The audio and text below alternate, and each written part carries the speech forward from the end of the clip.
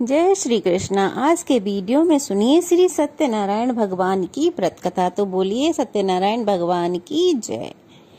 एक समय की बात है, नैमिषारण्य तीर्थ में सौनकादिक 88,000 ऋषियों ने श्री सूत जी से पूछा कि हे प्रभु, इस कलयुग में वेद विद्या रहित मनुष्यों को प्रभु भक्ति किस प्रकार मिल सकती है तथा उनका उद्धार कैसे होगा। हे मुनि श्रेष्ठ, ऐसा कोई तप बताइए जिससे थोड़े ही समय में पुण्य मिले और मनोवांछित फलों की प्राप्ति हो। इस प्रकार की कथा सुनने की हम इच्छा रखते हैं। सर्व शास्त्रों के ज्ञाता सूत जी बोले, हे वैष्णवों में श्रेष्ठ, आप सभी ने प्राणियों के हित की बात पूछी है, इसीलिए मैं एक श्रेष्ठ व्रत आप लोगों को बतलाऊंगा जिसे नारद जी ने लक्ष्मी नारायण जी से पूछा था। आप सभी उसे सावधान होकर सुनिए।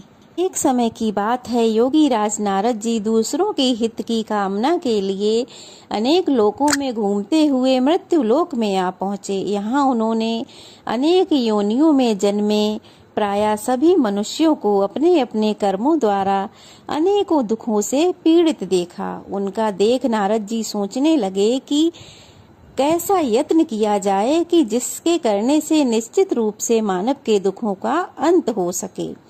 इसी विचार पर मनन करते हुए वह विष्णु लोक में जा पहुँचे।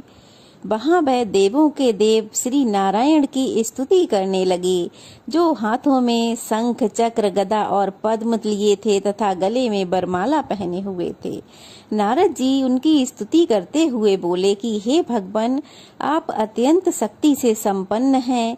मन तथा वाणी भी आपको नहीं पा सकती। आपका आदि मध्य तथा अंत नहीं है।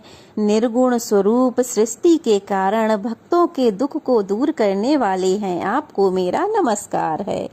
नारद जी की ऐसी स्तुति सुन भगवान विष्णु बोले, हे मुनि श्रेष्ठ, आपके मन में क्या बात है? आप किस कार्य के लिए पधारे हैं, उसे निसंकोच होकर कहिए। इस पर नारद जी बोले कि मृत्युलोक में अनेक योनियों में जन्मे मनुष्य अपने कर्मों के द्वारा अनेक दुखों से दुखी हो रहे हैं। हे नाथ, आप मुझ पर दया रखते हैं तो बताइए कि वो मनुष्य थोड़े ही प्रयास से अपने दुखों से कैसे छुटकारा पा सकते हैं। तब भगवान श्री हरि बोले, हे नारद जी, मनुष्यों की भलाई के लिए तुमने बहुत अच्छी बात पूछी है। जिसके करने से मनुष्य मोह से छूट जाता है, वह बात मैं तुमसे कहता हूँ, उसे ध्यान पूर्वक सुनो। स्वर्ग लोक व मृत्यु लोक दोनों में एक दुर्लभ उत्तम व्रत है जो पुण्य देने वाला है। आज मैं प्रेम बस वह तुमसे कहता हूँ। श्री सत्यनारायण भगवान का यह व्रत अच्छी तरह विधान पूर्वक करके मनुष्य तुरंत ही यहाँ सुख भोग कर मोक्ष को प्राप्त हो जाता है। श्री हरि के ऐसे वचन सुन नारद जी बोले कि उस व्रत का फल क्या है, उसका विधान क्या है, यह व्रत किसने किया था, इस व्रत को किस दिन करना चाहिए, सभी कुछ विस्तार पूर्वक से बताइए प्रभु। नारद जी की बात सुनकर श्री हरि बोले, दुख व शोक को दूर करने वाला, यह सभी स्थानों पर विजय दिलाने वाला है। मानव को भक्ति व श्रद्धा के साथ शाम को श्री सत्यनारायण भगवान की पूजा धर्म परायण होकर ब्राह्मणों व बांधव बंधुओं के साथ करनी चाहिए। भक्ति भाव से ही नैवेद्य केले का फल, घी, दूध और गेहूं के आटे से सवाया प्रसाद बनाना चाहिए। उसमें शक्कर डालनी चाहिए तथा गुड़ मिलाना चाहिए। इन सभी पदार्थों को मिलाकर भगवान को भोग लगाना चाहिए। ब्राह्मणों सहित बंधु बांधवों को भी भोजन कराएं। उसके बाद स्वयं भोजन करें। भजन कीर्तन के साथ भगवान की भक्ति में लीन हो जाएं। इस तरह से सत्यनारायण भगवान का यह व्रत करने पर मनुष्य की सभी इच्छाएं निश्चित रूप से पूरी होती हैं। इस कलिकाल अर्थात कलयुग में मृत्युलोक में मोक्ष का यही एक सरल उपाय बताया गया है। श्री सत्यनारायण भगवान की कथा का पहला अध्याय समाप्त, दूसरा अध्याय प्रारंभ। श्री सूत जी बोले, हे ऋषियों, जिसने पहले समय में इस व्रत को किया था उसका इतिहास कहता हूँ, ध्यान से सुनो। सुंदर काशीपुर नगरी में एक अत्यंत निर्धन ब्राह्मण रहता था। भूख प्यास से परेशान वह धरती पर घूमता रहता। ब्राह्मणों से प्रेम करने वाले भगवान ने एक दिन ब्राह्मण का भेष धारण करके उसके पास जाकर पूछा कि हे विप्र, नित्य दुखी होकर तुम पृथ्वी पर क्यों घूमते हो? दीन ब्राह्मण बोला, मैं निर्धन ब्राह्मण हूँ, भिक्षा के लिए धरती पर घूमता हूँ। हे भगवान, यदि आप इसका कोई उपाय जानते हो तो बताइए। तब वृद्ध ब्राह्मण बने भगवान कहते हैं कि श्री सत्यनारायण भगवान मनोवांछित फल देने वाले हैं, इसीलिए तुम उनका पूजन करो। इसे करने से मनुष्य सभी दुखों से मुक्त हो जाता है। वृद्ध ब्राह्मण बनकर आए सत्यनारायण भगवान ने उस निर्धन ब्राह्मण को व्रत का सारा विधान बताकर वह वहां से अंतर्ध्यान हो गए। ब्राह्मण मन ही मन सोचने लगा कि जिस व्रत को वृद्ध ब्राह्मण करने को कह गया है, मैं उसे जरूर करूंगा। यह निश्चय करने के बाद उसे रात में नींद भी नहीं आई। वह सवेरे उठकर सत्यनारायण भगवान के व्रत का निश्चय कर भिक्षा के लिए चला गया। उस दिन उसे भिक्षा में बहुत सारा धन मिला, जिससे उसने बंधु बांधवों के साथ मिलकर श्री सत्यनारायण भगवान का व्रत संपन्न किया। भगवान सत्यनारायण का व्रत संपन्न करने के बाद वह निर्धन ब्राह्मण सभी दुखों से छूट गया और अनेक प्रकार की संपत्तियों से युक्त हो गया। उसी समय से यह ब्राह्मण हर माह इस व्रत को करने लगा। इस तरह से सत्यनारायण भगवान के व्रत को जो मनुष्य करेगा वह सभी प्रकार के पापों से छूटकर मोक्ष को प्राप्त होगा। जो मनुष्य इस व्रत को करेगा वह सभी दुखों से मुक्त हो जाएगा। इस प्रकार नारद जी से कहा हुआ श्री सत्यनारायण का व्रत मैंने आप लोगों से कहा। तो मुनि श्रेष्ठ बोले, हे विप्रवर, इस संसार को और किस किसने किया, यह भी हम सब सुनना चाहते हैं। तब श्री सूत जी कहने लगे, हे मुनियों, जिस जिस प्राणी ने इस व्रत को किया है अब उसकी कथा भी सुनो।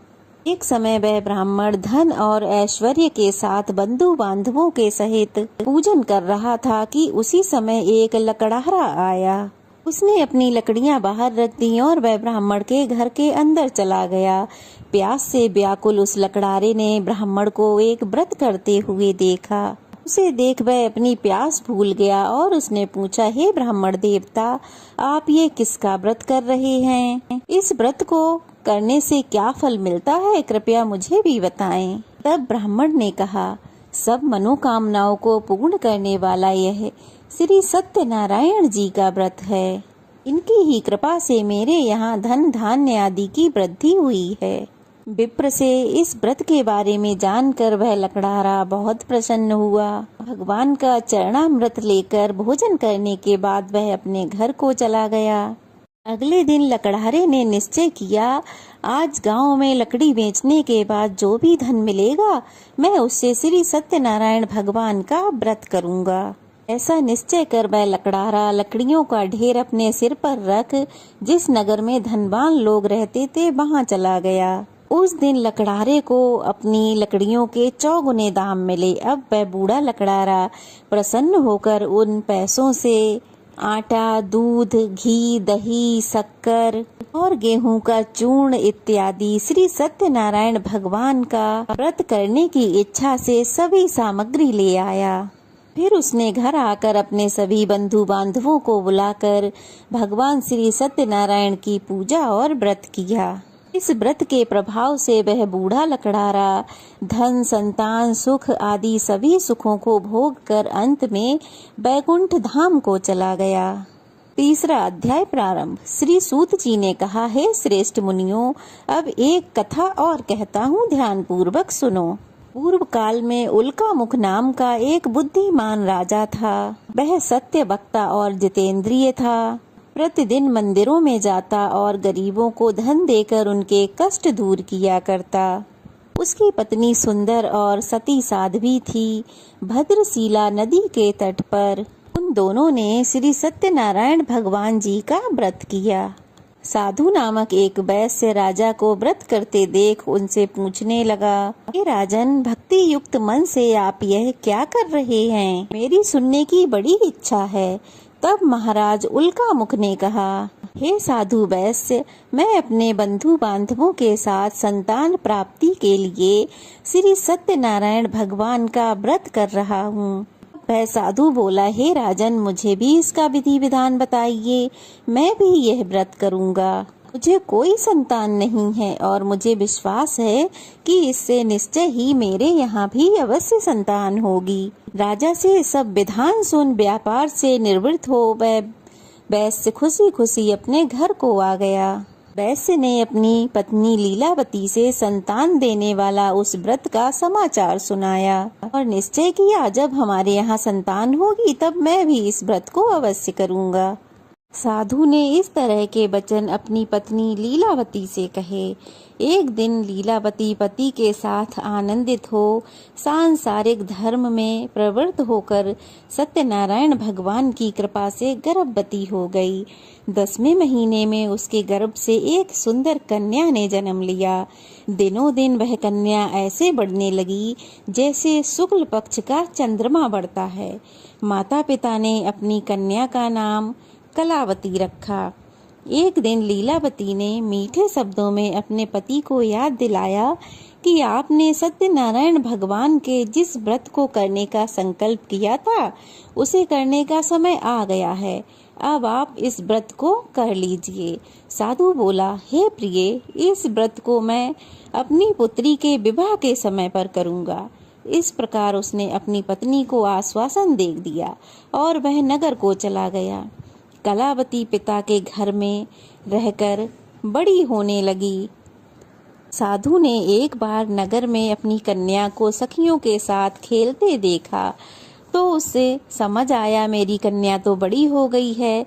उसने तुरंत ही दूत को बुलाया और कहा, मेरी कन्या के योग्य वर देख कर आओ। साधु की बात सुनकर दूत कंचन नगर में जा पहुंचा और वहां देखभाल कर लड़की के योग बाणिक पुत्र को ले आया। सुयोग लड़के को देखकर साधु ने बंधु बांधवों को बुलाकर अपनी पुत्री का विवाह करा दिया। लेकिन दुर्भाग्य की बात ये कि साधु ने अभी भी श्री सत्यनारायण भगवान का व्रत नहीं किया।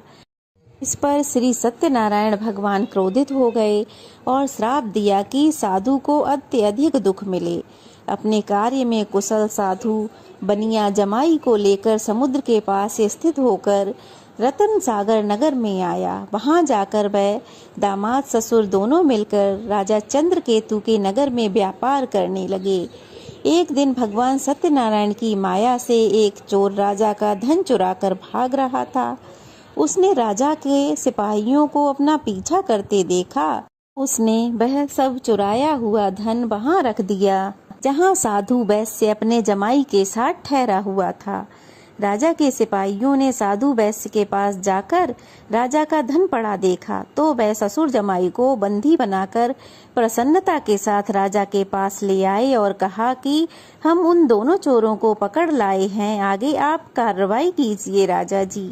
अब क्या था, राजा की आज्ञा से उन दोनों ससुर जमाई को कठिन कारावास में डाल दिया गया और सारा धन उनसे छीन लिया गया। श्री सत्यनारायण भगवान के श्राप से साधु की पत्नी भी बहुत दुखी हुई। घर में जो धन रखा था उसे चोर चुरा कर ले गए। शारीरिक तथा मानसिक पीड़ा व भूख प्यास से अति दुखी हो अन्न की चिंता में कलावती एक ब्राह्मण के घर गई। वहां उसने श्री सत्यनारायण भगवान का व्रत होते देखा। फिर कथा सुनी और प्रसाद ग्रहण कर वह रात को घर वापस आई। तब माता ने कलावती से पूछा कि हे पुत्री, अब तक तुम कहाँ थीं? तेरे मन में क्या है?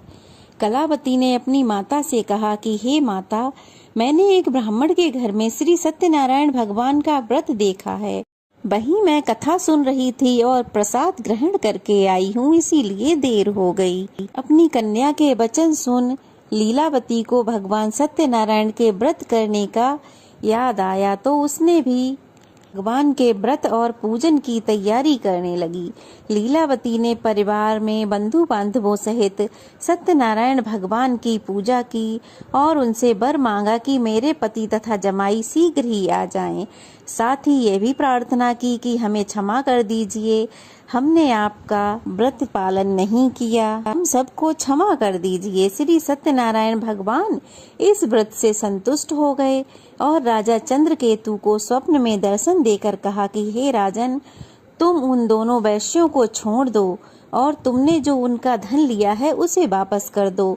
अगर ऐसा नहीं किया तो मैं तुम्हारा सारा राज्य, धन, संतान सब नष्ट कर दूंगा। राजा को स्वप्न में ऐसा कहकर भगवान अंतर्ध्यान हो गए। अब प्रातःकाल ही सभा में राजा ने अपना सपना सुनाया और फिर बोले कि बाणिक पुत्रों को कैद से मुक्त कर सभा में लाओ। उन दोनों के आते ही राजा ने उनको प्रणाम किया। राजा मीठी वाणी में बोला, हे महान भावों, भाग्य बस तुम्हें ऐसा कठिन दुख प्राप्त हुआ है, लेकिन अब तुम्हें ऐसा कोई भय नहीं है। ऐसा कह राजा ने उन दोनों को नए वस्त्र आभूषण पहनाए और जितना धन लिया था उससे 2 गुना धन वापस कर दिया। दोनों वैश्य अब अपने घर को चल दिए। चौथा अध्याय प्रारंभ। श्री सूत जी बोले, वैश्य ने मंगलाचार कर अपनी यात्रा आरंभ की और अपने नगर की ओर चल दिया। उनके थोड़ी दूर जाने पर एक दंडी भेषधारी श्री सत्यनारायण भगवान ने उनसे पूछा कि साधु, तेरी नाव में क्या है? अति वाणी बाणिक हंसता हुआ बोला, हे दंडी, आप क्यों पूछते हो? क्या धन लेने की इच्छा है? मेरी नाव में तो लता पत्ता भरे हुए हैं। वैश्य के कठोर वचन सुन भगवान बोले, तुम्हारा वचन सत्य हो। दंडी ऐसे वचन कह वहां से दूर चला गया और कुछ दूर जाकर दंडी महाराज समुद्र के किनारे बैठ गए। दंडी के जाने के बाद साधु वैश्य ने नित्य क्रिया के पश्चात नाव को जब ऊंची उठता देखा तो उसे बड़ा अचंभा हुआ और जब उसने नाव में देखा तो वह मूर्छित हो गया। उसने देखा कि नाव में तो लता पत्ता ही भरे हुए हैं। जब उसकी मूर्छा खुली तो वह अत्यंत शोक में डूबा वहां बैठा। तब उसका दामाद बोला कि आप शोक क्यों मना रहे हैं? यह तो दंडी का श्राप है, इसीलिए अब हमें उनकी शरण में चलना चाहिए, तभी हमारी मनोकामना पूरी होगी। दामाद की बात सुनकर वह दंडी के पास जा पहुँचे और अत्यंत भक्ति भाव होकर नमस्कार करके बोले, मैंने आपसे जो असत्य वचन कहे थे उनके लिए हमें क्षमा कर दीजिए। और ऐसा कहकर महान शोकातुर होकर रोने लगा। तब दंडी भगवान बोले, हे वाणिक पुत्र, मेरी आज्ञा से बार बार तुम्हें दुख प्राप्त हुआ है। तू मेरी पूजा से विमुख हुआ है। साधु बोला, हे भगवान, आपकी माया से ब्रह्मा आदि देवता भी आपके रूप को नहीं जानते, तो मैं अज्ञानी कैसे जान सकता हूँ? आप प्रसन्न होइए, मैं सामर्थ्य के अनुसार आपकी पूजा अवश्य करूँगा। आप मेरी रक्षा कीजिए और पहले के समान मेरी नौका में धन भर दीजिए। साधु वैश्य के भक्ति पूर्वक वचन सुनकर भगवान प्रसन्न हो गए और उसकी इच्छा अनुसार वरदान देकर अंतर्ध्यान हो गए। ससुर जमाई जब नाव पर आए तो नाव पहले की तरह ही धन से भरी हुई थी। फिर वहीं अपने अन्य साथियों के साथ उन्होंने सत्यनारायण भगवान का पूजन किया और फिर अपने नगर की ओर चल दिए। जब नगर के नजदीक पहुंचे तो दूत को घर पर खबर देने को भेज दिया। दूत साधु की पत्नी को प्रणाम कर कहता है कि मालिक अपने दामाद के साथ नगर के निकट आ गए हैं। दूत की बात सुन साधु की पत्नी लीलावती ने बड़े हर्ष के साथ सत्यनारायण भगवान का पूजन कर अपनी पुत्री कलावती से कहा कि मैं अपने पति के दर्शन को जाती हूँ, तू कार्य पूर्ण कर शीघ्र ही आ जाना। माता के ऐसे वचन सुन कलावती जल्दी जल्दी में प्रसाद छोड़कर अपने पति के पास चली गई। प्रसाद की अवज्ञा के कारण श्री सत्यनारायण भगवान रुष्ट हो गए और नाव सहित उसके पति को पानी में डुबो दिया। कलावती अपने पति को ना पाकर रोती हुई जमीन पर गिर गई। नौका को डूबा हुआ देख व कन्या को रोता देख साधु बहुत दुखी होकर बोला, हे प्रभु, मुझसे तथा मेरे परिवार से जो भूल हुई उसे क्षमा करें। साधु के दीन वचन सुनकर श्री सत्यनारायण भगवान प्रसन्न हुए और फिर आकाशवाणी हुई कि हे साधु, तेरी कन्या मेरा प्रसाद छोड़कर आई है, इसीलिए उसका पति अदृश्य हो गया है। यदि वह घर जाकर प्रसाद खाकर लौटती है तो इसे इसका पति अवश्य ही मिलेगा। ऐसी आकाशवाणी को सुनकर कलावती घर पहुंची और प्रसाद खाई। फिर उसके बाद आकर अपने पति के दर्शन किए। उसके बाद साधु अपने बंधु बांधवों सहित श्री सत्यनारायण भगवान का विधि विधान से पूजन करता है। इस लोक का सुख भोग कर अंत में वह स्वर्ग लोक को जाता है। श्री सत्यनारायण भगवान का 5वां अध्याय प्रारंभ। श्री सूत जी बोले, हे ऋषियों, मैं एक और कथा कहता हूँ, उसे भी ध्यान पूर्वक सुनो। प्रजा पालन में लीन एक तुंगध्वज नाम का राजा था। उसने भी भगवान का प्रसाद त्याग कर बहुत दुख सहन किए। एक बार वन में जाकर वन्य पशुओं को मारकर वह बड़ के पेड़ के नीचे बैठ गया। वहां उसने ग्वालों को भक्ति भाव से अपने बंधु बांधवों सहित श्री सत्यनारायण भगवान का पूजन करते देखा। अभिमान बस राजा ने उन्हें देखकर और ना तो वह पूजा स्थान पर गया, ना भगवान को नमस्कार किया। ग्वालों ने राजा को देखा तो ग्वालों ने राजा को प्रसाद दिया, लेकिन राजा ने वह प्रसाद नहीं खाया और प्रसाद को वहीं छोड़कर वह अपने नगर को चला गया। जब वह नगर में पहुंचा तो वहां सब कुछ तहस नहस हुआ पाया। वह शीघ्र ही समझ गया कि यह सब भगवान के प्रसाद की अवज्ञा करने के कारण हुआ है। अब वह तुरंत ही दोबारा उसी स्थान पर पहुंचा जहां ग्वाले सत्यनारायण भगवान का पूजन कर रहे थे, लेकिन उसे वहां कुछ नहीं मिला। वही प्रसाद रखा था जो राजा ने ग्रहण नहीं किया था। अब वहां पहुंचकर राजा ने वह प्रसाद खाया, सत्यनारायण भगवान की पूजा करी तो सत्यनारायण भगवान की कृपा से सब कुछ पहले जैसा हो गया। दीर्घ काल तक सुख भोगने के बाद मरणोपरांत वह राजा स्वर्ग लोक को प्राप्त हुआ। जो मनुष्य परम दुर्लभ इस व्रत को करेगा वह भगवान सत्यनारायण की अनुकंपा से धन धान्य से परिपूर्ण हो जाएगा, निर्धन धनी हो जाता है और भय मुक्त हो अपना जीवन जीता है। संतानहीन मनुष्यों को संतान का सुख मिलता है और सारे मनोरथ पूर्ण होने पर मानव अंत काल में वैकुंठ धाम को जाता है। श्री सूत जी बोले, जिन्होंने पहले इस व्रत को किया है, अब मैं उनके दूसरे जन्म की कथा कहता हूँ, ध्यान पूर्वक सुनो। वृद्ध सतानंद ब्राह्मण ने सुदामा का जन्म लेकर मोक्ष की प्राप्ति की। लकड़हारे ने अगले जन्म में निषाद बनकर मोक्ष प्राप्त किया। उल्का मुख नाम का राजा दशरथ बनकर वैकुंठ धाम को गए।